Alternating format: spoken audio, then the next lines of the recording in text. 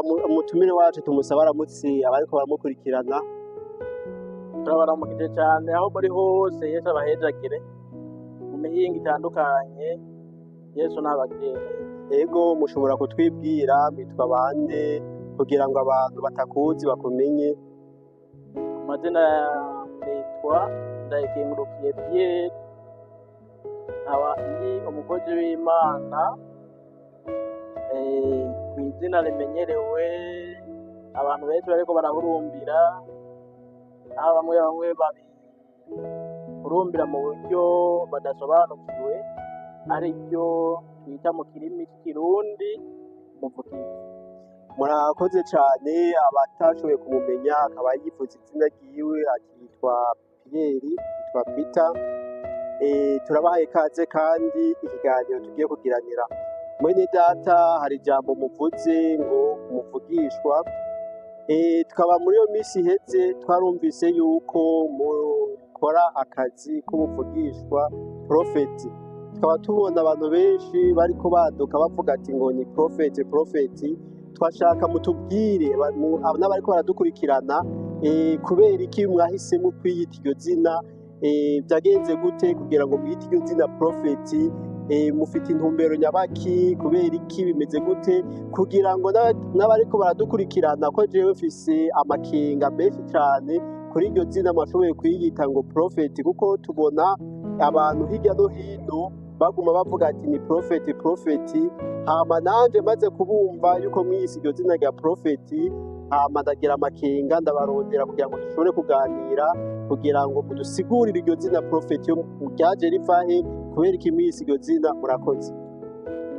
Okay, icambere na mbere coco imbere y'ibindi uko reka tuduge kw'ijambo nyezina. Icambere coco nomanda kuvanayo, ntabwo niyise jewe profeti, oya ntabwo niyise umuvugishwa, uretse ko mu gukura kwanje nakoranye isezerano ry'Imana. Nakoranye isezerano kugeza naho uno mwanya rino saha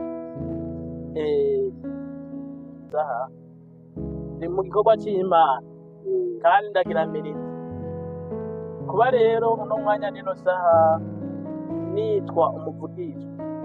Bifise iyo byazananye, ndahamagarira urwaruka iyo ruri hose wumva ururimi rw'ikirundi. Ururimi rw'ikirundi rurumvikana mu Rwanda, mu Burundi, rukumvikana no muri Tanzania ku gihande cyaho bita mu Zamanyovu aharabaha. Ni iby'ukuri iri zina ry'ubuvugishwa ryazananye mu kurondera Imana, mu gukunda Imana, mu kwiyegereza Imana, mu kwiyegereza abakozi b'Imana ba hafi yabo, inyuma yaho, kuko nitanze n'umutima wanje wose n'ubwenge bwanje bwose n'ubuzima bwanje bwose, niba ko Imana yampezagiye kugeza uno mwanya rino saha n'umuvugishwa arimwo ibikorwa byose. Mvuze ngo byose ni ibikorwa, amatayito yose y'ibikorwa by'Imana ndayarimwo, ndaparitenamwo, haba mu reka duhere cyane muweze kudusigurira ukuntu byagenze. Ariko ikiganiro cyatumye tubatumira nuko dufite amakenga cyane, kubera ko tubona hari abantu benshi baduka bavuga ati ngo nabavugishwa, ariko ugiye kuraba imikorere yabo, ugiye kuraba ukuntu bagenda, ugiye kuraba ibikorwa byabo, ugasanga ntabwo bihesha Imana icubahiro. None mwebwe kuri iryo zina umuvugishwa, jewe mbona yuko ari izina rikomeye cyane. Iryo zina kugira ngo uryiyite bisaba yuko kuba warakoreye Imana, hama ugasengerwa, ukagira urutonde, ugasengerwa n'abakozi b'Imana, hama bagushirako ibiganza bakagusengera. Kandi ndazi iryo zina ntushobora kuryiha wewe nyine, ahubwo n'abakozi b'Imana bakwatira. Byagenze gute kugira ngo ntimwatirwe n'abakozi b'Imana, ariko mwebwe abari mwe muryiyatira? Mushobora kudusigurira byagenze gute? Umukozi w'Imana turavuga. Murakoze cyane. Okay, kuri kw'Imana abantu benshi barumva ngo umuprofeti. Reka dukoreshe ururimi rw'ikinyamazuru rw'icyongereza profeti, niryo rimenyereye. Mukuri umuprofeti mukuri kuzuye nta mwana w'umuntu yemerewe kumwegera. Ndabigusubiriyemo, mu kuri kuzuye, mu profeti nyakuri, nta mwana w'umuntu muri ino si yemerewe kumushyira ku kiganza. Ni Imana imurobanura mu bandi bantu, ikamuhamagara, ikamwereka ubudahangarwa bwayo, hama ikamurungikana amabanga adasanzwe ategerezwa gutwara mu bantu Imana yiremeye. Nubona umuntu yakiwe agapfukama akatigwa n'abana b'abantu bakamuha iyi tayito y'ubuvugishwa, by'ukuri nta birebire no bivugako, ariko harimo amakenga. Umuvugishwa rero nyakuri ahamagarwa n'Imana yonyene, ikamwihamagarira, bagahurira ahantu Samuweya, ikamwiyereka, ikerekana ubudahangarwa bwayo, hama ikamurungika mu bikorwa byo kugira ngo aze gukorera mu Bana yiremeye. Murakoze cyane. Uvuze yuko umuprofeti ati yuko ata mwana w'umuntu amusengera, ahubwo ahamagarwa n'Imana.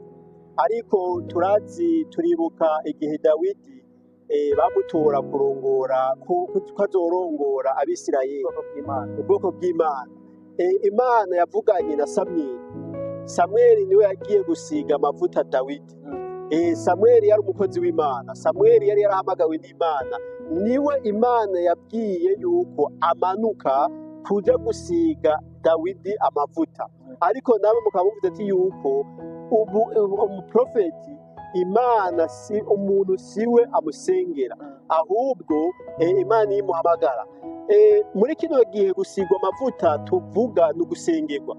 Kera iyo bagira batoranye umukozi w'Imana baramusiga amavuta, ariko ubu ibyo ntibikiri baho, habaho gusengerwa, bakamusengera abakozi b'Imana bakamurambika ku biganza. Ariko twebwe icyo tuzi, nta muntu n'umwe yigeze akurambika ku biganza, nta muntu n'umwe yigeze agusengera.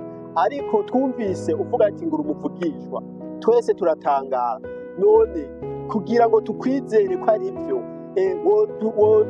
n'ayahe majambo ushobora kutubwira kugira ngo abariko baradukurikirana twese, nk'uko nanje ico kibazo ndagifise mu mutima wanje, hariho n'abandi bariko baradukurikirana basanzwe bakuzi, bavuga ati none Peter avuga yuko ari umuvugishwa, Peter avuga yuko yahamagawe n'Imana, none ni igiki cyerekana yuko yahamagawe n'Imana? Hariho n'abandi bafise ico kibazo atari jewe jenyine. Ndabasabye kugira ngo udusubize hamwe twese, ni gute wahamagawe n'Imana, gute byagenze gute? Tuzi ko ata muntu n'umwe yagusengeye, ariko avuye kuri umuvugishwa. Ushobora kuduha umuco? Nico kibazo duhagazeko kugira ngo abariko baradukurikirana bose bamenye iryo zina prophet ryaje rivahe. Iryo zina prophet niwe wagiyise, kugira ngo nitumenye ko ari wagiyise ari Imana. Ni cyahe kintu kitwerekana yuko ari Imana yaguhamagaye? Murakoze cyane.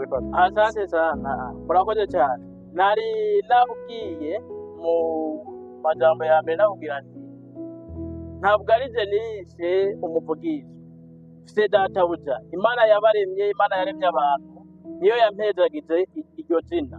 Hari ikibazo muvuze ati hariho abandi abamenyereye, abo twakoranye ibikorwa by'Imana, na cyane cyane mu isengero rya Pentecote. Ni umwanya mwiza wo kugira ngo kubagiriwe ubuntu, kuko no muri Yesaya haranditswe ngo ugende ubabwire, hariho abatazokumva. Hariho abantu naho ugerageza kuvuga badashobora kukumva, abo bantu barahari, kandi ibyo ntituzigera tubivanaho. Muga kubogirirwa ubuntu bagatahura, jewe sinihamagaye, nahamagawe n'Imana kugira ngo nkore umurimo wayo ataburyarya burimo. Hariho akantu nagira ncisemo gatoya kugira ngo nkebure abandi. Iki gihe tugezemwo, abantu barakorera bagendeye mu mabwirizwa y'amasengero, apana amabwirizwa y'Imana.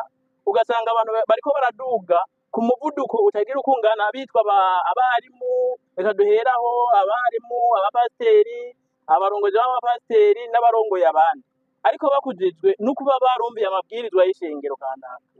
Nagira ndababwira abantu mwese muzokwirikirana ikiganiro, umuntu wari we wese yitwa umukozi w'Imana, Imana imushyirako ikimenyetso kiri mu nda ya nyina wiwe. Uno mwanya nino saha rero tuganira, Imana yandeze kuva nkiri umwana mutoya, nkiri inyuma y'impene. Je nakuze ndagira impene n'inka, nakuze ndumuragizi. Aho hose hari ibimenyetso mfita Imana yagiye irakorana nanje, inyereka yuko hari umugambi mwiza imfise kuzonkoresha mu bantu bayo. Ni nayo mpamvu nababwiye yuko jewe ntabwo ntibinakunda. Burya Imana ntihangagwa, Imana nidahangagwa, ifise ubushobozi cyane ahinga gatoya, ifise ubushobozi budasanzwe.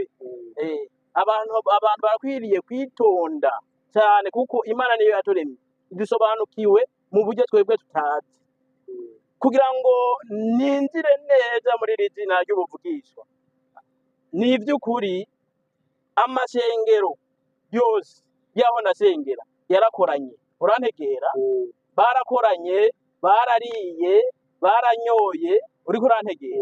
Hanyuma inyuma yaho ndataha ntahanye umugisha w'ijambo ryo kwamamaza, ndarihawe na mweneryo batabimenye. Uwo munsi mukuru abari baturongoye bari bawitiriye Come Together, urantegera. Come Together isigura ngo mwese muje hamwe, twese tuje hamwe. Baraje rero baricara baranwa, abantu bamwe mu twakorana ibikorwa by'Imana bari barindiye yuko hari abava bahezagirwa mu bwarimu, mu pasiteri, no mu budiyakoni, no mu bindi bitandukanye. Bari bicaye babirindiriye, ariko uwo munsi nta kintu na kimwe cyakoretse kuri uwo munsi ukuyemo yuko jewe n'ubuntu Imana yangiriye natahanye uwo mugisha wo kwitwa umuvugishwa, kugira ngo nze nkorere igikorwa cy'Imana ntakekeranya kandi ntasubiza akagera inyuma, naho vyogenda gute nzobibandanya kugeza ku mpera yavyo. Kandi abantu Imana izohezagiza kuramba bazobona ko Imana idahangagwa, Imana ari umushobora byose. Turabaha ikaze kuri Jairos Media. Tuzo mwene data, none n'ubwahe buvugishwa mufise, n'ubwahe buhanuzi mufise, kubera ko jewe ukwemera kwanje, jewe sanzwe senga, kandi ukwemera kwanje ho guhagaze, menya yuko ijambo Imana yavuze riri muri Bibiliya. Ijambo Imana yavuze ni ijambo yavuze kuva kera. Nta bundi buhanuzi jewe nemera, kandi nta bundi buhanuzi jewe ku ruhande rw'iwanje ushobora kwemera atari ijambo ry'Imana muri Bibiliya. Twaba duhaye ikaze uyu mwene data adusigurire ubundi buhanuzi yoba afise, kuko jewe ku ruhande rwanje kugira ngo nta buhanuzi ushobora kwemera atari ivyanditswe biri muri Bibiliya. N'ubwaho buhanuzi mwoba mufise, kugira ngo n'abariko baradukurikira bumvirize. Ariko bene data, ico nobabwira, twatanguye tuvuga ati muri kino gihe hari abantu benshi baza baduka bavuga ati ngo nabavugishwa, ariko atari bo. Yesu ashimwe cyane. None mwene data natubwire, kugira ngo, kuko jewe ku ruhande rw'iwanje abavugishwa ntabo nemera, ku ruhande rw'iwanje nta muvugishwa nemera, ariko uyu mwene data twamutumiye natubwire atubwire ubwo buhanuzi yazanye buruta ijambo ry'Imana dufise muri Bibiliya. Yesu ashimwe cyane. Murakoze cyane. Turongeye kuramutsa abantu mugiye kudukurikirana. By'ukuri ikibazo abazize ni ikibazo kiri mu rutonde rw'ibyo dutegerezwa gukora. Ikibazo kivuga kiti ni iki kintu janiye abantu gisumba icyo bahora bakira, gisumba mu majambo make niriho ijambo ry'Imana ujanye mu bantu batari basanzwe bariko barumva. Rirahari by'ukuri, rirahari n'ijambo ry'Imana ngo mw'isezerano rya kera iyo hatabamwo agasambira co notekerera ugwaruka ruzodukwirikirana. Ni ukuri by'ukuri ijambo ry'Imana mu gwaruka rirakwiye, kuko iki gihe tugezemwo na cane cane ngaha muri Afurika abantu benshi bari kwijukira gukora ivyaha kandi bari mu masengero, aho usanga nk'ugwaruka dufate abigeme n'imisore uretse n'abapapa n'abamama, aho baza gukora ibikorwa vy'Imana baraye mu vyaha bitandukanye. Ivyo byose biva kuba hari ukudeburura mu gikorwa c'Imana, biva kuba bariya barongozi baba. Kandi kugira ngo mushobore kudukurikirana, hama ikiganiro cacu kikaba kirangiriye hano, tukaba duhamagariye